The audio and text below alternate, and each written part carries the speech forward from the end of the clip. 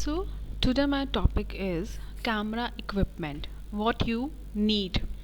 In this lecture, we will talk about photography equipment. A professional photography may have a lot of stuff, everything from camping equipment to ice diving gear. But you can generally fit everything you need in a small backpack that you can carry onto an airplane.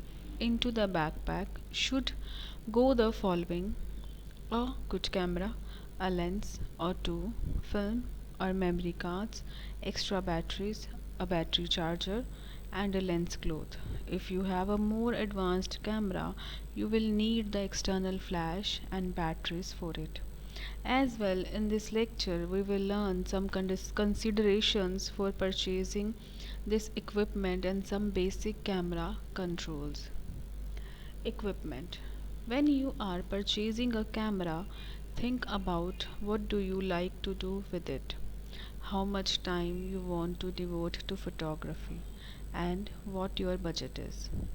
If you are a point and shoot type of person, don't buy a camera that is overly complicated or too heavy. You can make great pictures with a small camera that fits into your purse or pocket. At the same time, do do not underbuy if your goal is to shoot art photographs. If you want interchangeable lenses, buy a single lens reflex SLR camera instead of point and shoot. SLR have the advantage of letting you build your lens collection gradually. You can start off with a normal focal length lens, the kind most cameras come with, and later you can build a repertoire of lenses based on what you like to shoot.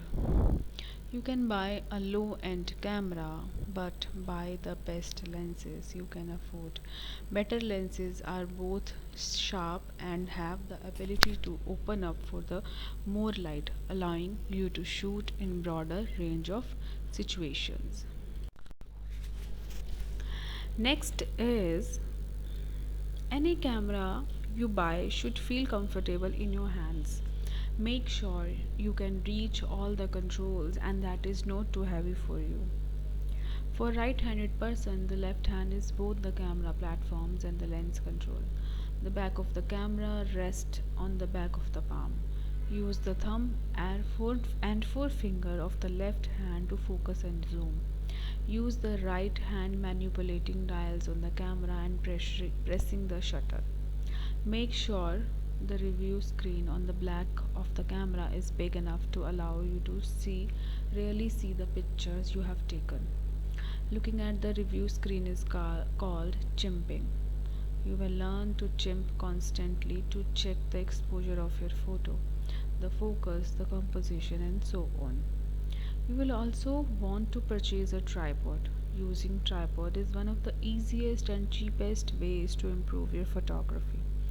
A tripod eliminates camera shake because it is basically bolts the camera to the ground. Be sure your tripod can easily hold the weight of your camera and your largest lens. You will also want to have a cable release because pushing a shutter release will jiggle the camera and that jiggle can ruin a picture with some camera settings.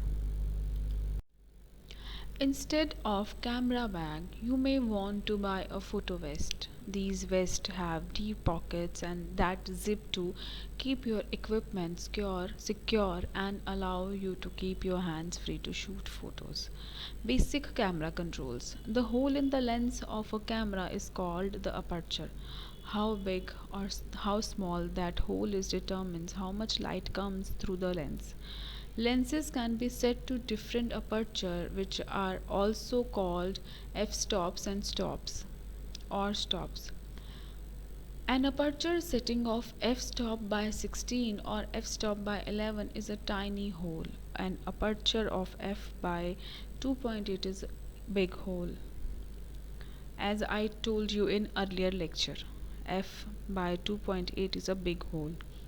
The aperture setting determines how much of the image is in focus. When a setting of f by 16, everything in the image will be in focus, but most of the time you want the subject to be in focus and everything else to be a little soft.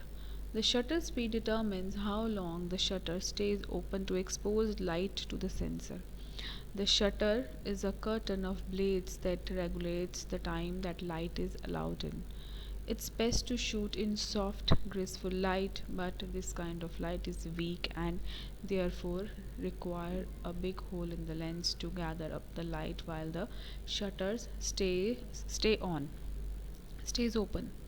Of course, you can't just leave your shutter open in a long time, because if you are holding a camera with a slow shutter speed, the image will be blurry. It is also true that the lavalier the subject, the faster the shutter you will need. The aperture and the shutter speed have the same two functions as your kitchen faucet. The faucet control how much water you turn on and for how long. The aperture setting is how much you open up the hole, and the shutter speed is the amount of the time it's open. The more open, the longer the duration, the more lights come through your lens. Alright, next is aperture and shutter. Speed go hand in hand to create a proper exposure. If one hand if one is shifted, the other must be too.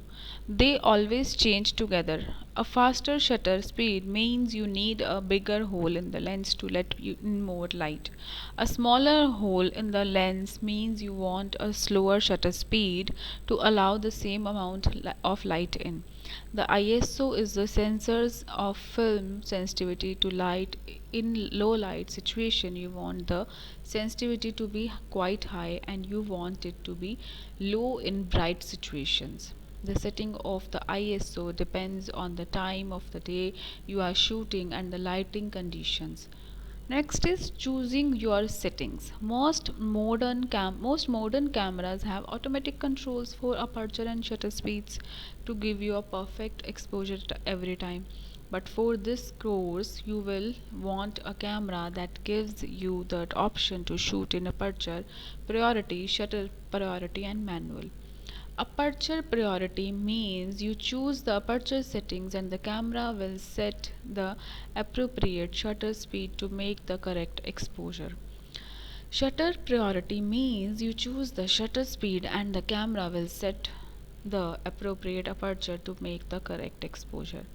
Full manual mode is when you pick both, but that's a look to think about in addition to light, composition, and subject. It's probably best to use aperture priority and shutter priority.